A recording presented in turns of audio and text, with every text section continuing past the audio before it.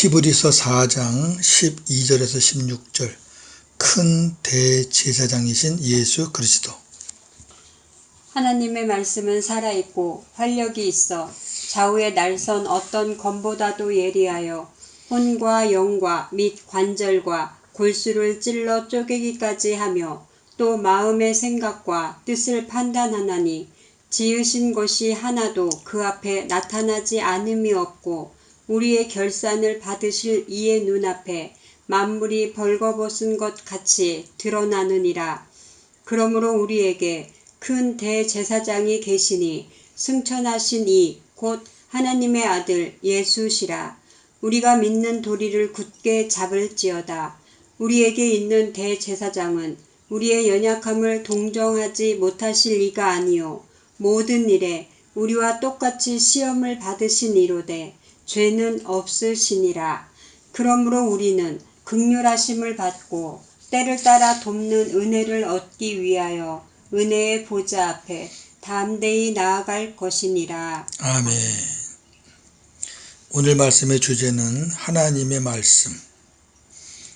하나님의 말씀. 또 하나는 대제사장보다 우월하신 예수 그리스도. 자, 12절 13절 하나님의 말씀입니다. 잘 보셔야 됩니다. 성경의 그 문맥은 다 연관성이 있습니다. 동떨어지게 해석하시면 안 됩니다. 지금 11절까지 여호수아보다 우월하신 예수 그리스도로 여호수아는 마쳤습니다. 그리고 이제 대제사장 되시는 예수님, 그분이 이제 우리 안에 있다는 것을 말씀을 하시기 전에 하나님의 말씀은 이렇게 나와요. 그러면 도대체 이 하나님 말씀은 어떤 걸 의미하는 건가? 그걸 잘 보셔야 됩니다. 자, 12절 13절인데요. 살아있고 활력, 운동력이 있다 그랬어요. 이건 하나님의 실체와 역동성입니다. 살아있어요. 살아있다고요. 실체. 말씀이 살아있다.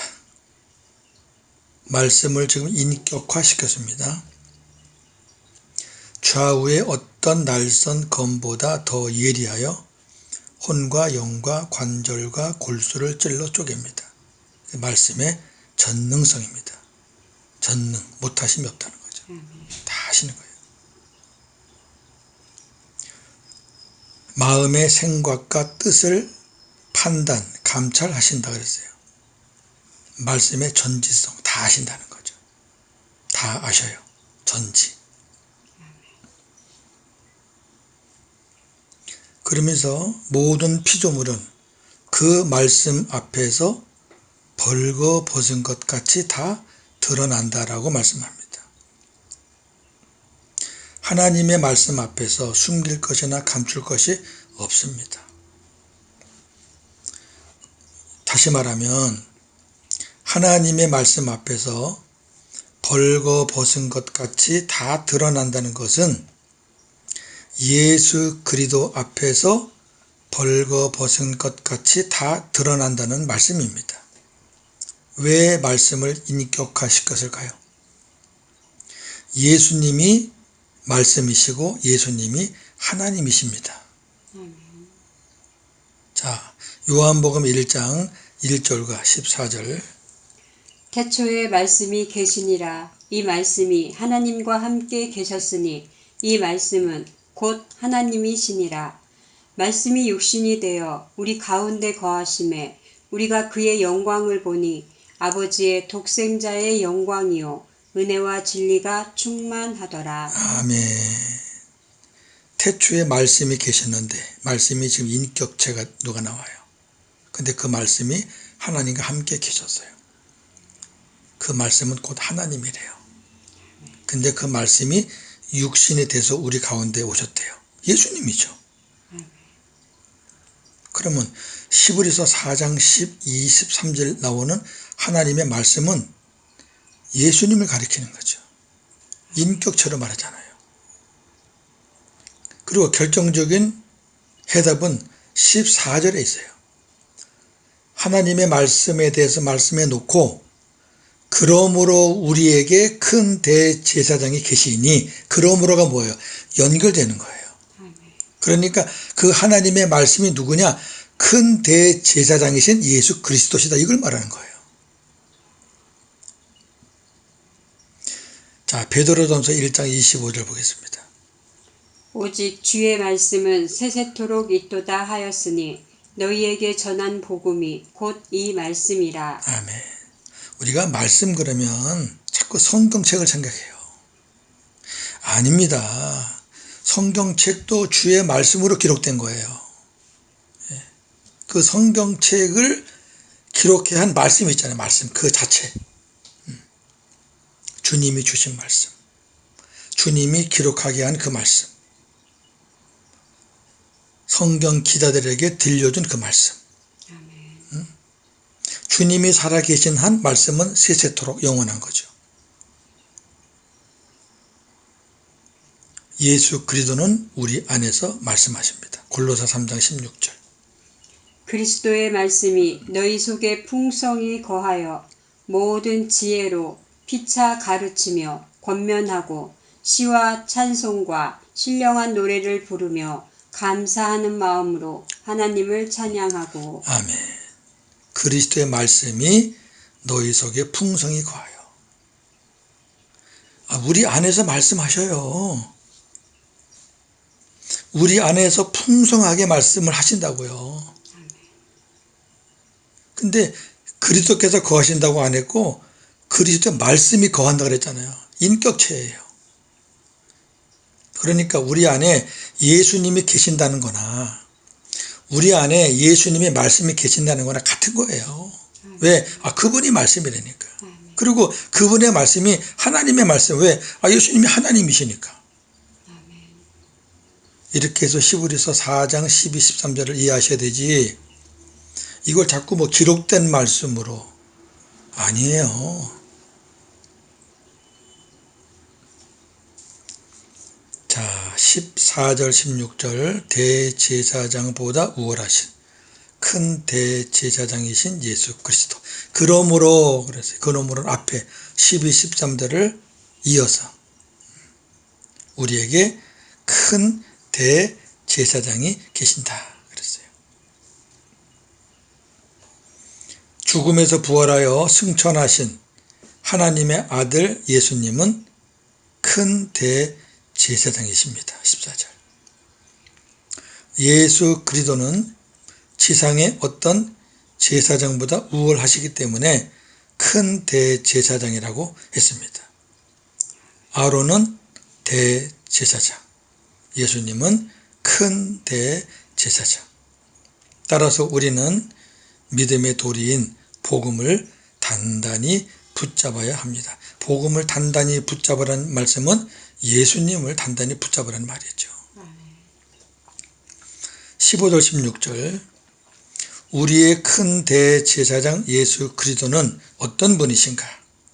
첫째, 우리의 연약함을 동정하실 수 있는 분이십니다. 여기 동정이라는 단어는 옛날 개역 한글에는 체휼 그랬어요. 체휼은 뭐냐면은 자신이 겪었기 때문에 충분히 도울 수 있다, 그런 뜻이에요. 그냥 경험도 없이 생각으로 돕는 게 아니라 몸으로 겪은 것을 도울 수 있다는 거죠.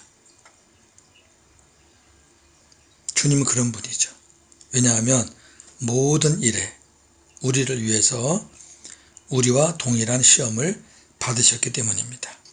두 번째, 예수님은 죄를 알지도 못할 뿐 아니라 죄가 없으신 분입니다. 고린도후서 5장 21절. 하나님이 죄를 알지도 못하신 이를 우리를 대신하여 죄로 삼으신 것은 우리로 하여금 그 안에서 하나님의 의가 되게 하려 하심이라. 아멘. 죄를 알지도 못해요. 또 죄를 범하시지 않았고요. 베드로전서 2장 21절 22절. 그리스도도 너희를 위하여 고난을 받으사 너희에게 본을 끼쳐 그 자취를 따라오게 하려 하셨느니라. 그는 죄를 범하지 아니하시고 그 입에 거짓도 없으시며. 아멘. 죄도 모르시고 거짓도 몰라요. 세 번째는 따라서 우리는 예수 그리스도로부터 긍휼하심을 입고 때를 따라 돕는 은혜를 얻기 위해 은혜의 보좌 앞에 담대히 나아가야 합니다. 자, 예수님은 죄도 없으신 분이고 또 예수님은 우리의 모든 것을 다 경험하신 분이고 시험을 다 받으신 분이고, 그러니까 우리가 힘들고 어려울 때는 그분께 도움을 구하러 나가야 된다 그 말이죠. 여기 때는 성경에 크로노스와 카이로스가 있습니다. 크로노스는 세상의 시간, 우리의 시간, 우리가 쓰는 시간, 사용하는 시간. 좀 자세한 내용은 있지만 그 정도로 아시면 됩니다. 카이로스는 하나님의 시간, 하나님의 때. 하나님은 우리의 스케줄이 아닌 하나님의 스케줄에 의해서 우리를 도우십니다. 다시 말해 우리의 때에 맞추는 게 아니라 하나님의 때에 맞춰서 우리를 도와준단 말이죠. 우리가 기도할 때 기도를 잘 하셔야 돼요. 내 기도 막 해놓고 도와달라고 그러놓고 응답이 안 오면은 내 기도 안 됐나? 하나님의 때가 아닌 거죠. 네. 기도가 잘못됐든지. 여기 은혜의 보좌. 은혜의 보좌가 어디 있을까요? 또 저 하늘인가요? 하늘 앞에, 하늘로 어떻게 갈래요? 그 은혜의 보좌 앞에 담대히 가라 그랬는데 어떻게 우주선 타고 가실래요? 아니잖아요. 이제 복음은 그렇게 보시면 안 된다 그랬잖아요. 내 마음의 보좌입니다. 내 마음의 보좌. 하나님이 내 안에 들어오셨잖아요. 그럼 내 안에 계시지 그분이. 물론 안 계신 곳이 없어요. 하나님은. 근데 안 계신 곳이 없는 하나님이지만은 내 하나님이 되려고 그러면 내 보좌에 오셔야 돼요. 내가 성전이라면 내 안에 하나님이 계신 것이고, 하나님은 왕이시니까 당연히 왕은 보좌에 앉으셔야 되잖아요. 그러니까 내 보좌에 앉아 계신 하나님이세요. 하나님 앞에 너무 우리가 복음으로 은혜 받았다고 건방지게 그러면 안 됩니다. 그분은 보좌에 계시는 하나님이세요.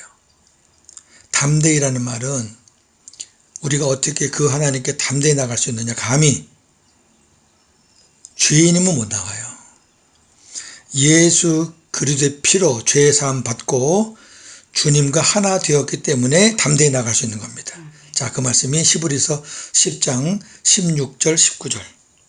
주께서 이르시되 그날 후로는 그들과 맺을 언약이 이것이라 하시고 내 법을 그들의 마음에 두고 그들의 생각에 기록하리라 하신 후에 또 그들의 죄와 그들의 불법을 내가 다시 기억하지 아니하리라 하셨으니 이것들을 사하였은즉 다시 죄를 위하여 제사 드릴 것이 없느니라. 그러므로 형제들아 우리가 예수의 피를 힘입어 성소에 들어갈 담력을 얻었나니. 아멘. 자, 보세요. 히브리서 10장 1절에서 15절까지는 새 언약에 대해서 말하고 있어요. 그 새 언약의 끝부분인데요. 그 16절부터는 이제 새 언약의 이제 결론 부분인데, 그날 후로는 그들과 맺을 언약이 이것이다. 앞에 다른 내용들이 있고 지금 요 16절, 17절, 18절에서는 뭐가 있냐면은 내 법을 그들의 마음에 두고 그들의 생각에 기록하리라. 법은 말씀이에요. 그 다음에 또 그들의 죄와 그들의 불법을 내가 다시 기억하지 않겠다. 두 가지예요. 내가 말씀을 가지고 그들의 마음에 들어가겠다. 그들의 마음 안에서 내가 말씀을 주겠다. 또 하나는 내가 그들 안에 들어가면은 그들이 지은 모든 죄를 다시는 기억하지 않겠다. 그러니까 주님이 내 안에 말씀으로 들어오시는 게 새 언약이고 복음이고, 주님이 내 안에 들어오시면은 주님은 내 죄를 다 사하시고 들어오셨기 때문에 기억을 안 하셔요. 그러니까 이것들을 사하셨은즉 다시 죄를 위하여 제사 드릴 것이 없다. 복음으로 죄사함 받은 사람이 다시 십자가로 가시면 안 돼요. 정말로 안 돼요, 이거는. 예? 십자가로 간다는 거는 죄사함 받지 못했다는 거잖아요. 그럼 죄사함 받지 못했다는 거는 예수님의 십자가를 못 믿는다는 거죠. 구원받은 자가 아니에요. 제가 이 말씀 드릴 때는 제가 강하게 말씀합니다. 왜? 저도 수십 년 속았거든. 그러니까 우리가 예수의 피를 힘입어 성소에 들어갈 담력을 얻었다. 아니, 저나 여러분이 하나님 앞에 어떻게 나가요? 이렇게 예수님의 피로 죄사함 받았기 때문에 나가는 거죠. 할렐루야. 예. 자, 오늘 말씀은 이제 4장 여기서 마치고요. 예수님이 우리의 시험을 다 받으셨기 때문에 우리가 시험 받는 것을 도와주신다고 그랬는데, 자, 예수님이 받으신 세 가지 시험을 한번 보겠습니다. 마태복음 4장 1절에서 11절까지 예수님이 사탄에게 세 가지 시험을 받습니다. 첫 번째 시험은 1절에서 4절인데 마귀가 이렇게 말합니다. 40일을 밤낮으로 금식하여 줄이신 예수님께 내가 만일 하나님의 아들이거든 명하여 이 돌들로 떡덩이가 되게 하라. 예, 이 사탄의 말에 예수님이 이렇게 대답하십니다. 기록되었으되 사람이 떡으로만 살 것이 아니요 하나님의 입으로부터 나오는 모든 말씀으로 살 것이라 하였느니라. 아멘. 예수님의 시험에 대해서 참 해석도 많고 말도 많아요. 저도 이 본문 가지고 설교를 참 많이 했는데요. 할 때마다 틀렸던 것 같아요. 제가 복음을 깨닫고 하나님 앞에 이 본문 갖고 참 기도했어요. 하나님, 이 시험에 결정적인 어떤 그 복음의 핵심은 뭡니까? 여러 가지로 말할 수 있겠지만 하나님, 율법과 복음을 확실하게 분별할 수 있는 그런 지혜를 주옵소서. 이렇게 제가 기도했었어요. 저는 이렇게 봅니다. 이 말씀을 듣는 분들이 다른 방법으로 보셔도 무관하겠지만 그건 다 은혜 받은 대로 하시겠지만 저는 이렇게 봅니다. 이 첫 번째 시험은 우리가 영의 양식인 말씀으로 사느냐 아니면 육의 양식으로 사느냐, 그 문제입니다. 사탄은 육의 양식으로 충분히 살 수 있다는 거죠. 잘 먹고 잘 살면 되지. 똥똥거리면 너 부자로 살면 되지. 나눠주면서 살면 되지. 주님은 떡으로만, 주님이 육의 양식을 부정한 게 아닙니다. 부정했으면은 떡으로만 이렇게 말하지 않죠. 육의 양식도 필요하지만, 그러나 우리가 진정 사는 것은 하나님의 입에서 나오는 영의 양식으로 살아야 된다는 겁니다. 성도라면. 두 번째 시험, 마귀가 이렇게 얘기합니다. 마귀가 예수를 거룩한 성으로 데려다가 성전 꼭대기에 세우고 내가 만일 하나님의 아들이거든 뛰어내리라. 기록되었으되 그가 너를 위하여 그의 사자들을 명하시리니 그들이 손으로 너를 받들어 발이 돌에 부딪히지 않게 하리로다 하였느니라. 아멘. 놀라운 건요, 마귀가 하나님의 말씀을 가지고 예수님을 미혹했다는 겁니다. 그가 너를 위하여 그의 사자들을 명하시리니 그들이 손으로 너를 받들어 발이 돌에 부딪히지 않게 하리로다. 이게 시편 91편 11절 12절 말씀 그대로예요. 그러니까 무슨 말이냐면, 예수야, 너 여기 성전 꼭대기에서 뛰어내려봐.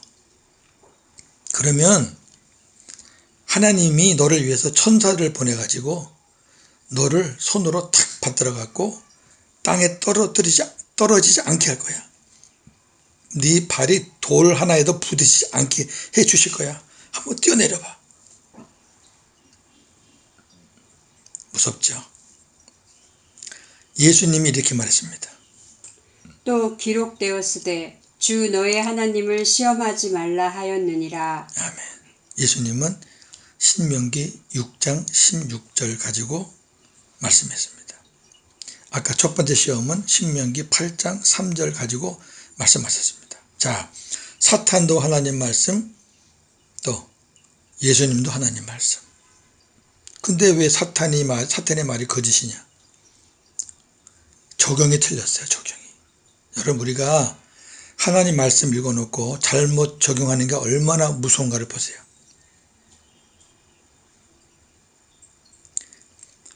시편의 말씀은 하나님의 천사들은 하나님의 백성들을 돕는 존재잖아요. 사람이 걷다 보면 발이 돌에 부딪히잖아요. 이건 장애물에 걸린다는 거죠. 장애물에 걸려가지고 부딪히고 깨지고 사고당하고 그런 것을 막아준다는 거죠. 받든다는 얘기는 지켜주고 보호해준다는 얘기예요. 근데 지금 마귀는 이걸 어떻게 교묘하게 이용했냐면은 위에서 떨어지는 거를 밑에서 받는다고 얘기했잖아요. 그게 아니에요. 이 받든다는 게 위에서 떨어지는 거를 내가 그러면 받는다 그러지 무슨. 받든다는 얘기는 신하가 주인을 받든다 그러잖아요. 종이 주인을 받든다 그러잖아요. 자식이 부모님을 받든다 그러잖아요. 교묘하게 거짓으로 적용하는 거죠. 이해가 되시겠어요? 여러분, 하나님의 말씀을 그냥 읽는다고 다 되는 게 아니죠. 정말 하나님의 뜻이 무엇인지 우리가 바르게 해석하지 않으면 정말 위험합니다. 하나님의 말씀을 전했는데 그게 사탄의 소리가 될 수 있다 그 말이에요. 바로 이게 그래요. 이게 예수님 뭐라 그래요? 주 너희 하나님을 시험하지 말라.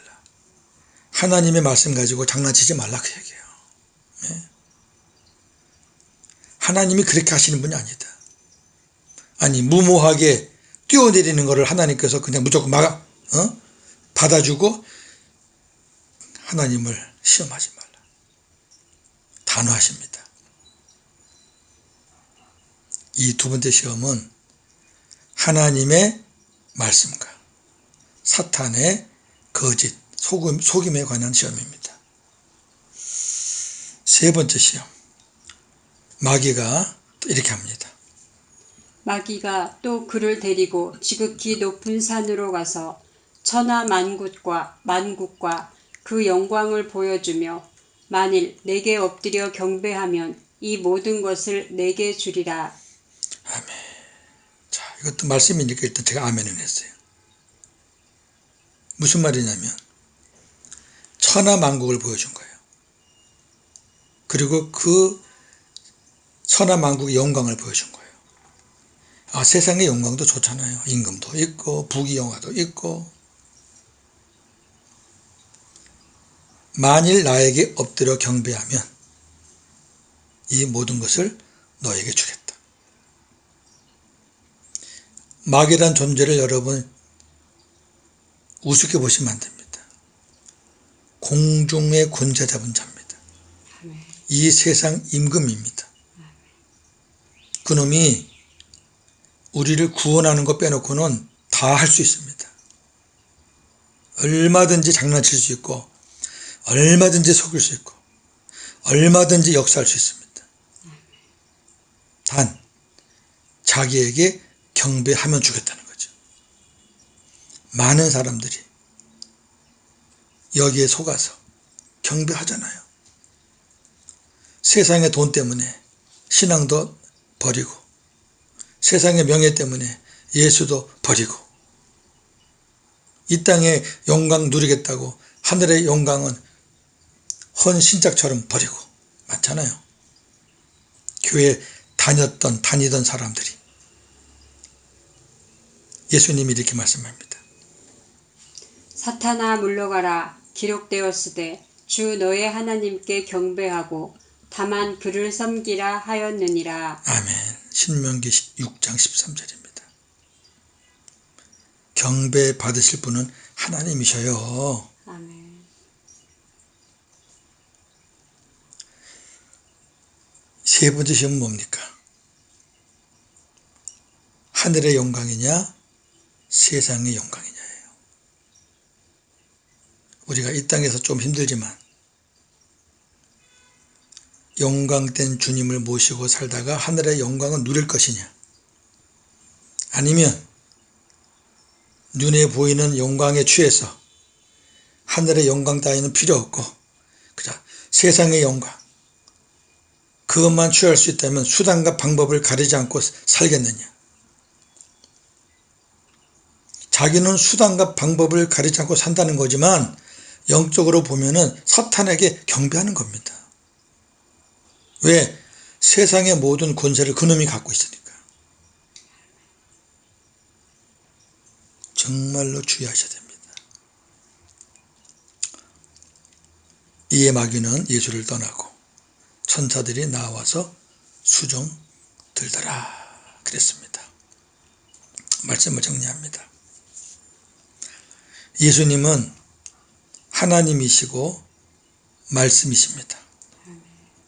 예수 그리스도는 우리 안에서 말씀하십니다. 따라서 주님과 하나 된 우리는 내 안에 계시는 예수 그리스도의 말씀을 듣고 살아야 합니다. 우리는 예수 그리스도의 피로 죄 사함 받고 주님과 하나 되었기에 하나님 보좌 앞으로 담대히 나아갈 수 있습니다. 하나님은 우리 마음의 보좌에서 우리의 인생을 주관하시며 그분의 때에 우리를 도우십니다. 하나님은 매일 주시는 영의 양식, 기록된 말씀, 하늘의 영광을 말씀하시고 사탄은 매일 먹는 육의 양식, 거짓된 말씀, 세상의 영광으로 우리를 유혹합니다. 하나님의 음성은 말씀이죠. 사탄의 음성은 거짓이죠. 속임수죠. 잘 분별하셔야 합니다. 오늘도 복음으로 승리하시는 저와 여러분 되기를 주님의 이름으로 축원합니다. 아멘. 감사합니다. 예수님은 하나님이시고 말씀으로 우리 안에 오셨습니다. 우리 안에 오신 예수님은 내 안에서 말씀을 하십니다.